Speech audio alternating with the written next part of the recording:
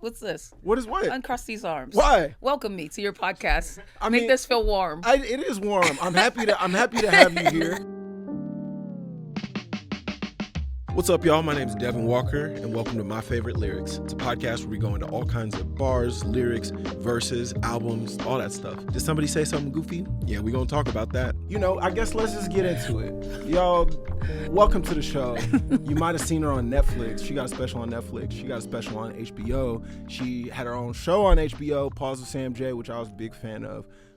She is in many ways, I would say kind of like my OG, I would say, in comedy. She is also, I'd say, one of the people who's the meanest to me in this industry. She is someone that I both love and also really, kind of bothers me in a big way. She's somebody that I think is really talented, but also very annoying. This is accurate. Yeah, all that stuff. Y'all, welcome Sam J to My Favorite Lyrics. Come on, claps. Hey, what's up, guys? Can you tell the people how you remember us meeting each other? I don't know how we first met. I don't remember. What's your first memory of me? You're really not that memorable at first. Yeah. I was ready for her to say something like that. Go ahead. And why don't you go ahead and get it all out? Go ahead and get it. I don't have a first memory of you. I just knew of you, and you were like around. If I remember right, I think the first time I met you, I think you still lived in L.A. I think you still lived in L.A. Okay. Those were some interesting years for me. How so? I was just moving a lot. And it was like so many people, because it was my first major city, and I was just like... You was kind of running around. I was running around, so I was meeting a lot of people. I remember seeing you in L.A. We were at the same type of... Like backyard show? Or was it a party? I think it was maybe like a Comedy Central thing. Okay. Like it might have been like a taping or something like that. Okay. Maybe. Okay. I have a picture with you in my phone from Snapchat. And it's just me and you? It's just me and you. Oh my God. Hold on, I'll find it. I've never liked Devin that much. This is interesting. Yeah. How drunk was I? Pretty fucked up? That's always a conversation that we could, you know what I'm saying? That's a question to be asked. I found it. It's a pretty blurry picture. But it's also truth that I've liked you for a long time. Yeah, act so funny with me. This is a big part of me and Sam's relationship is I love Sam dearly, and and I look to Sam for advice, kind of like a big bro type of figure. And then I say, hey, Sam, do you want to talk? You want to hang out? And she'll say, fuck you, nigga, I hate you. That's absolutely not what happens by any stretch. Look at this photo. What? What hat is this? The hat would let me know a lot. Oh, okay. You know what's going on? I think I do. I think I'm wearing a gray sweatshirt. I go by outfits. I think that's a pink hat, and I think I own the gray and white and pink Para Nike Air Max ones. What period of your life do you think this was? Oh, I got that chain. I know that chain. So I had some money. I think I maybe just did like. You might have been working on SNL at this point. Maybe, I don't know, but I had some money because I have that chain, and I bought that chain in New York. So I don't think I was still living in L.A. Yeah, I think I was in, or maybe this is this is in New York. Yeah, you know what it is? I don't think you know what it is. This is at a SNL after party. Okay. This at a SNL after party. And this is our first meeting? I think so. Okay. I think so. This is 2018. This is 7 years ago. Okay. Maybe, because maybe. Look at how happy I look. Look at how happy I look to be hanging out with Sam. This is. I really look like I'm having a nice time. I said, look, we're probably having a good time. We both look happy. We do look happy. This is, I don't know if you could capture this, but I mean, it's some of the lowest quality. It's bad visual that you could possibly get, but yeah. What's up, Sam? What's good? How you doing? I'm good. Yeah, I can't complain. What you been up to? Went to Mania. Little sleep. Yeah, what's your Vegas experience? How are you? Because WrestleMania was in Vegas. Yep. For those of y'all who don't know. Hell yeah. I'm not a big wrestling guy, but I did go with y'all. Oh yeah, at Raw. MSG. Fun. What type of? I'm also not really a big Vegas guy. What's your vibe in Vegas? I mean, Vegas is like 3 days in and out. You come, you get wild, you get debaucherous. Okay. That's what you're there for. Are you are you gambling? I don't gamble. You don't gamble? No, I'm not a gambler at all. So you going to like shows? I don't really go to Vegas unless, so the times I've been to Vegas, it's like work, like comedy, which was hell, which was absolute hell. I'm doing it this summer. I never. What do you mean? What are you doing? I'm doing whatever club they got out there. Who? Is it multiple comedy clubs in Vegas? Yeah. I'm not doing the Cellar Club. Like Laugh Factory, Improv. What are you doing? Maybe is there a Wise Guys out there? Oh yeah, so you're doing a real club, so that's very different. Okay. You'll probably have a better time. Because Wise Guys is like not, it's in Los, it's like for the people who actually live there. For like real Vegas like residents. real Vegas residents, so that's probably going to be actually fun. But when you do like the casino, like there's like a Laugh Factory in the Harrah's, there's like a Improv in one of those clubs, and when you do that, that is fucking hell. Like I've done it twice and almost killed myself both times. Like it's terrible. I'd never been to Vegas at all. I did it last summer twice. I recorded a half hour there, which like it wasn't quite my vibe. Yeah. It wasn't quite like, it was niggas with the big hats like Pharrell. You know what I'm saying? They was wearing big Pharrell hats. I can't be, that's not the type of people I'm supposed to be talking to. You know what I'm saying? I feel you. I'm not for the Pharrell hat type of individuals. But, and then what else? Oh, I opened for Jost. Oh, that probably was fun. That was a good time. Yeah. Vegas is like quick in and out. I just don't think you can stay there that long. You kind of have to have lined up in your brain what you're going to do, especially if you're not a big gambler. You know what I mean? Yeah. But I am a big strip clubber, so that works for me. That works for me. And if it's an event, like I've gone for a thing, like I'm going for a WrestleMania. That's very different. Who won WrestleMania? I mean, no one really wins. There was a lot of changing of titles. There's not a winner? There's not one winner. There's like there's different title matches happening. There's like a women's tag team title match, an intercontinental title match, the championship title match, the world championship title match. Like, so there's all these different title matches happening. So there's not like I'm the top dog of WrestleMania. I'm thinking it's not like Royal Rumble. I think I'm thinking of Royal Rumble, or like, is that what is Hell in the Cell? There's a winner at Hell in the Cell. Yeah. I think I'm thinking about that. Yeah, or Elimination Chamber, which I think it's now. I don't know that we Hell in the Cell anymore. Now we Elimination Chamber. Oh, it's not called that no more? Yeah, I think we Elimination Chamber. WWE got woke? I don't know. They got woke. I think they just changed it. It doesn't feel woker at all. But I think it's now Elimination. I'm pretty sure it's no more Hell in the Cell. Oh, that's how you know I ain't really watched wrestling since 2003. So it was fun. I had a blast. That's what's up. Drank a lot, chilled a lot, ate some decent food, saw some strippers. I've never been to the strip club with you. I would like to go. What's my vibe at the strip club? Yeah, what's your vibe at the strip club? You know, cool. I'm chilling. I'm cooling. Because I'll say I'm a good time at the strip club. I believe that. Yeah. That's why I would like to go to the strip club with you. I remember when you put out your first special, I remember like Gary and like a bunch of our homies went down to Atlanta with you. Yeah. And y'all was at the strip club. We went to the strip club. We went to Pinups, which is my favorite strip club in Atlanta. I'm about to go to Atlanta this summer too. Pinups over. I won't say it because they let me go there for free too. Okay. So I won't say over, but Pinups. That's number one. Pinups is the shit to me. And I feel like that don't get the same type of hoopla that some of these other strip clubs get. No, Pinups, but people in Georgia know. Like people in Atlanta know. Like what's up? It's a good time. Like it's big. The vibes are chill. The girls are fun. But yeah, my strip club is like I'm cool. I still don't feel like I've had the top tier strip club experience that I could have. Do you have like are you weird in there? The whole thing is just to be cool. I don't think I'm weird in there. Like you can't just be like, oh, there's titties out. How do I act? Because the girls, especially a black strip club, sure, they don't want you to make them feel naked. They just want to hang out with their clothes off. Once you understand that. What does it look like in your mind to make somebody feel naked? Like you can't be like, like they're of course that happens. There's men there, but you'll have more fun if you're just like, if you're just talking, you're just having a conversation. Yo, bring some girls over. You know what I mean? We got the bottle. Like you're talking, then they jump on you, grind on you. They're like, grab my titty. You grab it, but you be like, girl, what you be doing after this? And they're like, oh, I like this shit. Just kick it with them, but they ain't got no clothes on. I will say I do think just like natural, like inherently, I think the stud experience versus the me experience is going to be a slightly. Of course, it's going to be like chiller because I'm a girl, so I'm way safer. Right. But I'm telling you how you could be a safer man. Okay. I'm gonna work on it. I've been to strip clubs before, but I will say I'm just starting to have the amount of like disposable income where I can. Yeah, and it's good to have money. You know what I'm saying? That also helps a lot. I was really at the strip club my first handful of times, really like budgeting in a way that like was not. Yeah, that's not fun for them. That's not fun for them. But I was like, but what if I bring a positive vibe? What if I don't treat them like they got their titties out? What if I am their friend, but I'm their friend that only got $17? It's not about being their friend. It's about being like a party. You're not in there simping, trying to be the stripper's friends. We could be homies. Let that come naturally if it comes. You'll know that if they like, give me your phone, and they put their real number in it. Then you're like, oh, okay. Never got there. This is moved to something else. But in the moment, it's just party. Okay. I'll keep that in mind. I'm gonna be in Atlanta this summer. I'm also gonna be in Houston.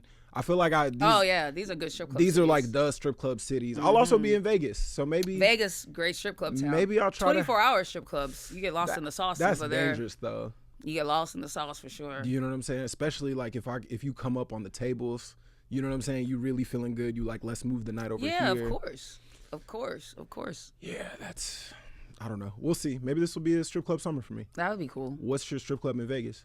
I'll tell you offline. Oh. I don't want the people ruining the vibes over there. Okay, you don't want to blow up your own strip club spot. Yeah, because it's not like popular like that. But if you know, you know. Oh, you going to like a specialty spot? Okay, I see what you got going on.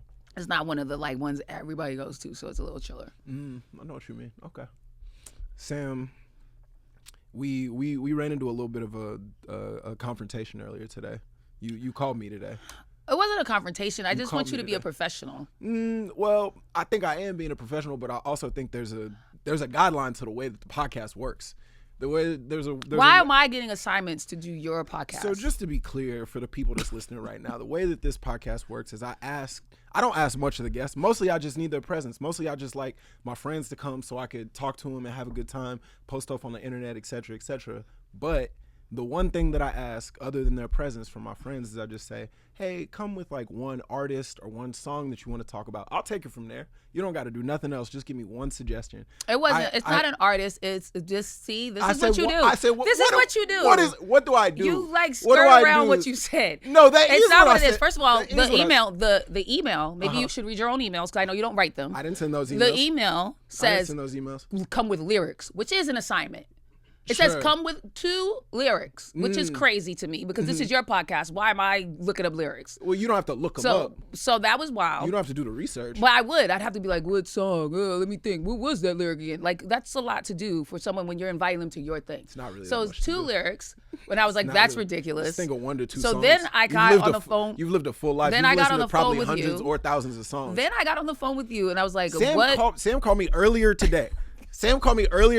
Most people, they'll hit us with lyrics 4, 5, 6 days in advance, a week. Like, and they'll be like, oh, hey, I want to do this song. I'll be like, all right, word. We'll do a little write-up, da-da-da-da. I was hitting my producers up being like, hey, do you know what song Sam want to do? Do you know? Nah, we ain't heard. I said, okay, let me hit Sam. I said, yo, Sam. And this is literally like an hour and a half before podcast records. I say, okay, Sam. I text Sam. I said, what song you want to do? No response. 10 minutes, 20 minutes, 30 minutes go by. These are lies. I called you immediately. No, you did not. Oh my God. You did not call me immediately. Let's look. Pull it up. Let's look. Pull it up. Because you're such an embellisher. I'm not an embellisher. It's ridiculous. I'm a strong storyteller, maybe. It's ridiculous. I might be a positive storyteller, but 134. I'm not 134. Well, what song do you want to talk about? Now let's see what time I called you, since you tell lies. 154.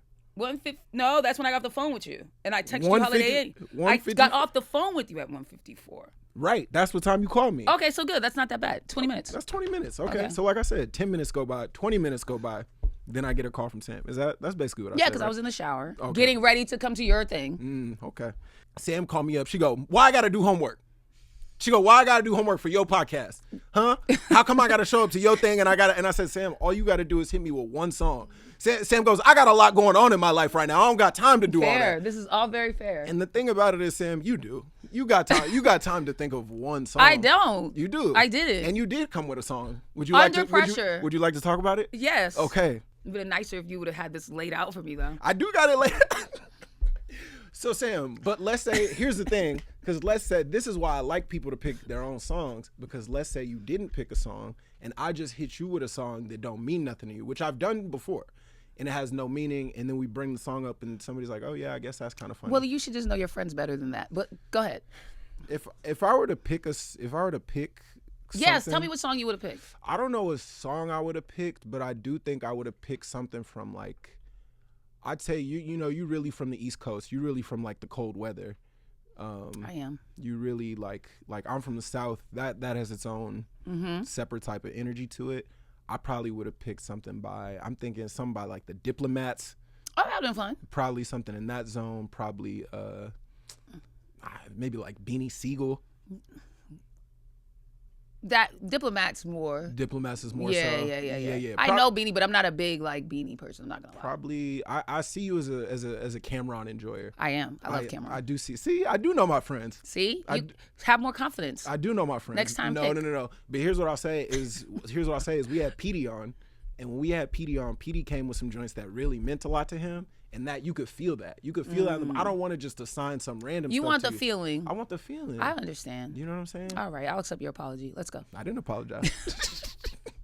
I didn't apologize at all.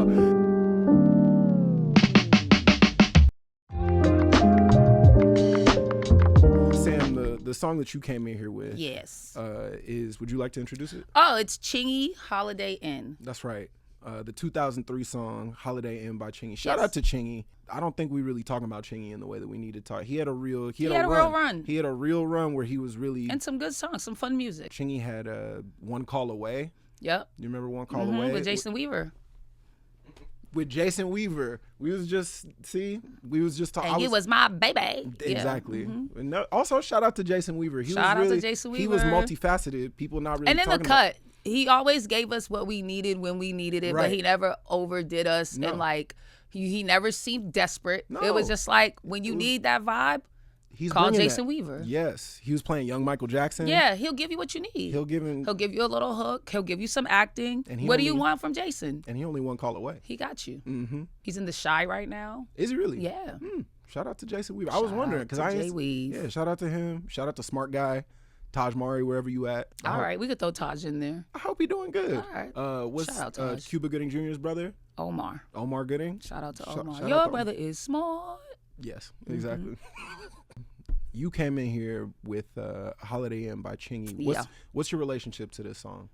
I feel like, this comes out, you said 2003. That's right. I'm like 3 years out of high school or something like that. I'm going down to Atlanta. I'm not living in Atlanta full time, but I'm going to Atlanta a lot to go clubbing. Like my cousin's down there for school. I'm popping out a lot. There was this airline that I cannot fucking remember, AirTran, and they used to have this thing called X Fares, and it was for students, and it was $60 for a ticket anywhere in the country. AirTran. Yep. And you could go anywhere in the country. They were bought by somebody. We could Google this, but X Fares on AirTran. Yes, that it was sounds for like student. a site that you could visit with like specialty stuff. It was for students. Anybody who grew up in this period knows exactly what I'm talking about. As long as you had like a student ID from any school, you could get a $60 ticket anywhere in the country. So you was basically flying on the soul plane, bro. We were just That's crazy. We were just going Y'all so we were going to Atlanta like every weekend. We were like, fuck it. You was putting your quarters in a little locker to put your bag above the. It was actually nice. above Weirdly, the overhead space. I think I got bought by like JetBlue or something. Yeah, I was gonna say it was kind of like a JetBlue equivalent type of vibe. So I was going to Atlanta a bunch because it was like no money, and then I would just crash at my cousins and like we'd club all the time. So I'm like clubbing. I'm dating dudes and yeah, and I'm having a good time. I'm drinking Belvedere because Jay-Z said so. I'm having a good time. So is this also just in this period? Is this exclusively dudes for Sam? I never was bisexual. I never was doing both. No. You was all the way. It was black or white. That's how I live. I was over here. I was over there. Fascinating. Because most people, I feel like a lot of people, when they're like on one side and they make their way over to another side, I feel like they usually dip an in-between. They dip their toe. No, there was I'm trying this for a little bit. There was like a last day. One of my homies said he really he remembers the last day I was straight because he's like, I came out, I was like, my titties were out, I was all done up, and then it was like, I never seen your titties again. I never seen you. He was like, I remember the day. So I really feel like it was like one last trial run. Like, do I like this? And I was just like, no, I do not. So one day it was titties out. Next day it was Averex jacket all the way closed up with the Timbs on. That's a beautiful transition. You know what? I was thinking about this as it pertains to this song specifically because at this 2003, I was still a kid. I was still in school. I had no titties in my life. I was not touching them or seeing them in any type of way. I didn't even really want to. What grade are you in? 2003. I'm probably in the 6th grade. Okay. And so I'm like. So you're a late bloomer. Got it. Go. You was what? No, I just said you're a late bloomer. Go ahead. You was seeing titties when you was in the 6th grade? Well, I have titties. Okay, but you still like to see them. And no, I wasn't even into girls. Like, I wasn't thinking about stuff like that. Okay, so it sounds like we were the same in the 6th grade. No, but I was thinking I liked dudes, and I at least had seen porn. I wasn't a fucking dork. Okay, but had you been fucking in real life? No, because you weren't. You said you hadn't seen any titties and they weren't around you. That makes me assume like you're not looking at titties nowhere. Okay, I see what you're saying, and I understand where the confusion is. Is that I had seen titties. 6th grade was actually a big year in my life because I saw titties on the bus for the first time. See, let's talk. Thank you. Don't making yourself sound like that. But they were kind of like for the bus titties. They weren't for you personally. They weren't for me. But you had titty experiences by this point. I had titty experiences. Okay. I had seen a little bit of something going on, but I wasn't really in the phase where I was really like interacting with them personally. Gotcha. You see what I'm saying? Yes. You understand what I'm saying? Gotcha. And so when I saw this song and they were talking about, I'm 6th grade, they're talking about chilling at the Holiday Inn and knocking hoes down. That was a very foreign concept to me, but I was kind of taking notes, kind of assuming like at some point this would be the type of life that I live. I like that. But it sounds to me, based on what you're saying, like you might have been having hoes at the Holiday Inn. No. Or you might have been. I might have been a hoe at the Holiday Inn at that time. You was still fucking dudes. So you might have been one of the hoes that was getting called with the Hennessy to the Holiday Inn. I might have been one of the hoes at the Holiday Inn at that time, sure. Were you going to the Holiday Inn? Were you experiencing any Holiday Inn parties? I definitely was experiencing Holiday Inn parties. I wasn't getting knocked down at them, but we were definitely throwing them and having them for sure. In Atlanta? In Atlanta, yeah. We definitely have hotel parties. Okay. This song in particular, I think, in my opinion, I think Ludacris kind of steals the show. He does. I think he kind of. Some call me Ludacris, some call me Mr. Wiggles. Is that what he said? Let's go into that real quick. Sam, can you just read these? Make your mammary glands jiggle. He does say that. Can you just read those top 2 lines? Can you say that to the camera? Oh, okay. This is like a thing. Yeah. Stop, drop, kaboom, baby, rub on your nipples. Some call me Ludacris. What Some else? call me Mr. Wiggles. That's right. Far from little, make your mammary gland jiggle. Got him under control, a bowl of tender vittles. Dr. Giggles, I can't stop until it tickles. Just play a little D and I'll make your mouth dribble. Thank you. I mean, I really just needed the first 2, but you took it all the way. I mean, that's extra credit for Thanks. Sam. Thank you. I appreciate that. This was something that I was really listening to as a middle schooler and being like, well, this is kind of how you're supposed to pull up on women. You know what This is what you're supposed to say. Stop, drop, kaboom. Stop, drop, kaboom. Baby, rub on your nipples. Yeah. Some call him Ludacris. Some call him Mr. I was really kind of being like, Mr. Wiggles, and that's something that girls like to hear. That was kind of the way that I was approaching it, and then I, some time passed, and I realized You realized that was just for Ludacris. Yeah, he was living a little different. Yeah. You know and I don't think he was actually saying that. That was also a thing that I hadn't quite really wrapped my mind around what Ludacris's whole situation was. Yeah. Right? Which is that he's he's really over the top. He's kind of cartoonish. That's why he's called Ludacris.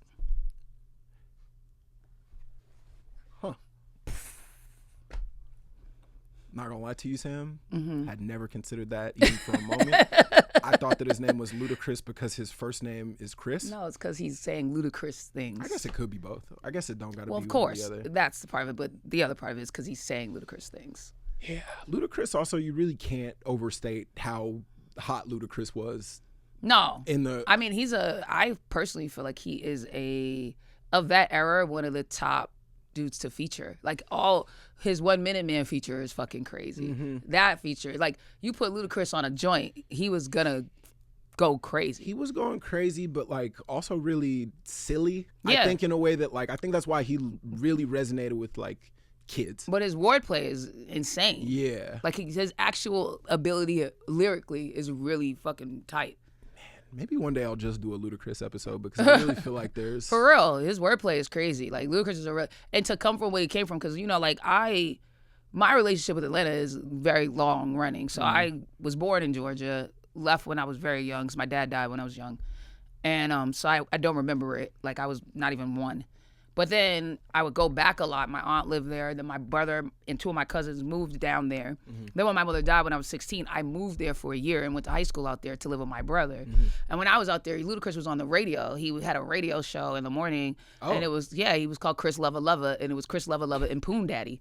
And he was a radio. Of course. And he was a radio guy. Shout out to Poon Daddy wherever you at. So for him to go from that to what he became was like, just to watch that transition was crazy too. So you're like, Ludacris has a long, like a long career in music, and it's just dope to see like what he's done. And I think he's very underrated. I think he's very underrated too. I feel like the Word of Mouth album is like an actual classic, and I feel like it is not being talked about in the rap classics of that era. Yeah. And like, not for nothing, every time I've gone to a festival or some shit and Ludacris has come out, like he's been on the bill and come out, shuts the shit down. I mean, because it's also he's an artist. Did Ludacris ever do a versus? I don't know. Who would he versus? That's a great question.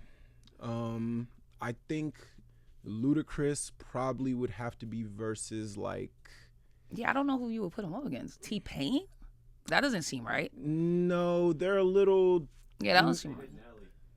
Ludacris and Nelly. That's good. That's actually kind of. I remember this. Nelly was bad. I remember this because. Oh, because he didn't have good connection. And Gary got all ready, and he was in a full St. Louis fit. Our homie Gary. Gary was ready for it, and he was so disappointed. He wouldn't answer any of my texts. I forgot about this. I was like, "What's going on, dog?" Yes. And he was like, "I don't even want to talk about it."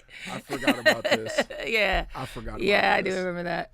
Yeah, I forgot about deep pandemic versus times. But actually, you know, if we're talking Holiday, my favorite part of Holiday is actually the back and forth between Chingy and the woman in the chorus. That's really what I love about the song. Right. Because she's asking. She just has a shitty attitude. It's just really like, girl, I don't know if I want you to come. That's very true. You know, when I was first listening to the song, it always felt like she was kind of excited to. No, it's just like, what you doing? Yeah, who you with? What we gonna do? It's like, damn, bitch, do you want to come to this hotel party or not? I mean, really, if you're really looking at the evidence, it's like she absolutely does not want to be there because it's like, you know, it's like, girl, you are killing the vibes. Famously, like if you spend time around, if anybody is not black who's watching or listening to this, and you're like, oh, I'm over it. Like somebody asks what you doing and you tell them where you at and they say, who you with? Like who all over there? They don't really want to go. They don't really want to go, and they're gay. Like your presence is not enough to get them to go where you at. Yeah. And then if they say, what we gonna do? They really don't want to go. They really want nothing to do with you. Yeah. And this is the first time I really realizing this. This is Chingy really begging. He's kind of hard up for some pussy. He's hard up for them to go, and she's really like playing him like, maybe I'll pull up. Maybe. Do you think she ended up pulling up? Because when you watch the music video, they all pulled up. A lot of people do pull up. I don't know if this girl in particular pulled up. I think she came late. You think so? You think she pulled up at the... I think she came late. She had some other plans with somebody else. But she came later. Somebody probably called her like, girl, it's straight in here. And she was like, all right. Oh, okay. Yeah. Like, I was just laying at the house or... Yeah. She was like, so I'll come over now. Yeah.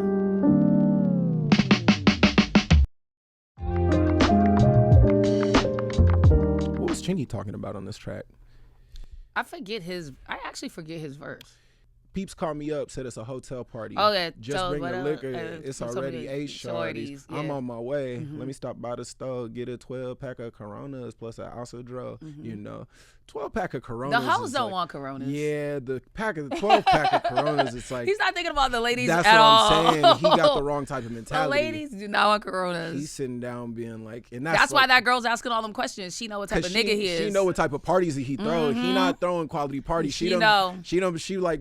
Is it gonna be Coronas there? She's is it gonna be Coronas there? What's going on? Because she already been to one of his little Corona parties. Right, and she not really fucking. But he got weed. Let's see. He's on Highway 270 to Natural Bridge Road. He already blowed. Hit a third. He gonna be blow some more. Okay, so by this point, people already kind of know who he was. Right there, it already came out because they said the valet said, "Ooh, ain't you that boy that be on BET?" And then he says, "Yeah, that's me." Chingaling. Equipped with much ding-a-ling. I remember that. Can't be saying stuff like that if you want the hoes to come over. Finer things or something. And then he's like, busted in, Henny bottles to the face. Which, where did the Henny bottles come from? Because he went and got Coronas. Well, see, that's also a type of nigga at the function too, who like, he buys the lower quality item to make it seem like he has contributed something to the party. And I'm saying this because I've been this person before, where it's like, oh, I can't show up empty handed, but I'm not getting a whole bottle of liquor. That's $45.99. What I'm going to do is I'm going to buy this 12-pack of beer. That's going to hit me for about $17. But at this point, he's already done right there. Hey, thank you. Maybe them checks ain't hit yet. You know how that. Oh, the checks be slow. You know what I'm saying? That's you know true. them I'm waiting on some right now. I got several checks. This ain't nothing slower than show business money. Yeah, I will say that. I used to work at a grocery store. For anybody listening in Texas, I used to work at a HEB right outside of Austin and Pflugerville, and I used to get checks for like, I was making like $7 something an hour. But them checks used to be every single week. Come every week. Every single week on Thursdays. That's why SNL is such a coveted job, because it's like, you do know when the check's gonna come. You gotta get paid every week. It's like, nah, these other checks, they be like, wait. Although I will say, to the SNL of it all, when I very first started at SNL, I was like, I'd had a writing job maybe like 6-8 months before that, but it was like, you know, when you like, when you got that writing job money, you like, I'm straight. Like, I'm straight, I'm doing good. And then about 6 months, if you don't get no new work, I wasn't headlining clubs, so I wasn't really making that money. So like, right when I got SNL, I was like basically out of money. Yeah. At a point where I was like, oh, well, like, I actually need to have a job, and it came in at the exact right time. That's perfect. But you know how when you start at that new job, like, it's always like, you got to get set up in the payroll system and all that. It probably took me, I had probably done like maybe 4 or 5 shows at SNL before I got my first check. Yeah. And it was like one of those things where it was like, oh, I'm like literally on television. And like, I might have to ask my mama for money soon. Yeah. Like, it was like that type of situation. Yeah. And I was bringing Coronas to the party at that point. But that feels better because you at least know. You know it's on the way. Yeah. You know it's on the way. Like, I'm gonna be fine. Yeah, but I've been that. I've been what Chingy was in the song, waiting for the check, bringing beers when everybody's kind of expecting. When everybody knows that you're supposed to be bringing the real stuff. You know what I'm saying? That's what's up. I've been that way. Yeah, we can empathize with Chingy. We can, bro. Chingy. Shout out to everything you had going on. Shout out to Jason Weaver.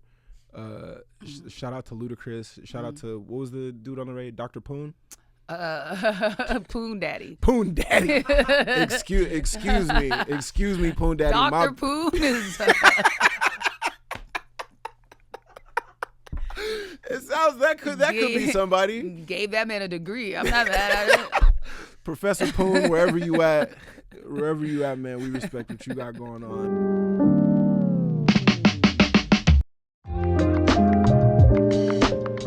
Before we go, I got one question for you. It's a lyric that I was thinking about, that I wanted to ask you about specifically.